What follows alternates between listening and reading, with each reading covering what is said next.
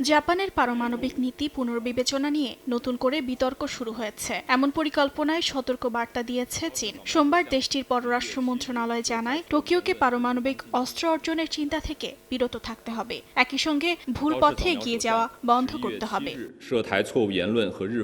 জাপানের পারমাণবিক নীতি নিয়ে উদ্বেগ প্রকাশ করেছে উত্তর কোরিয়া। পিয়ংইয়ং বলছে, জাপানের পারমাণবিক অস্ত্র অর্জন বড় ধরনের বিপর্যয় ডেকে আনবে। পাশাপাশি টোকিওর অপারমাণবিক অবস্থান থেকে সরে আসা উত্তর পূর্ব এশিয়ার নিরাপত্তায় নেতিবাচক প্রভাব ফেলবে বলে সতর্ক করছে রাশিয়া। এদিকে দক্ষিণ কোরিয়ার প্রেসিডেন্ট লি জে-মিয়ং আগামী মাসে চীন ও জাপান সফর করতে পারেন। স্থানীয় সময় সোমবার একটি টেলিভিশন অনুষ্ঠানে পররাষ্ট্রমন্ত্রী চো হিয়ন জানান, জানুয়ারির শুরুতে লি জে-মিয়ং ও শি জিনপিং এর বৈঠকের প্রস্তুতি চলছে। এ বিষয়ে শিগগিরই বিস্তারিত ঘোষণা আসতে পারে। লি জে-মিয়ং জুনে দায়িত্ব নেওয়ার পর এটি হবে তার প্রথম চীন সফর। সম্ভাব্য ওই বৈঠকে উত্তর কোরিয়া ইস্যু ও অর্থনৈতিক সহযোগিতা নিয়ে আলোচনা হতে পারে বলে ধারণা সংশ্লিষ্টদের। অর্জিতা শেহজিন, সময় সংবাদ।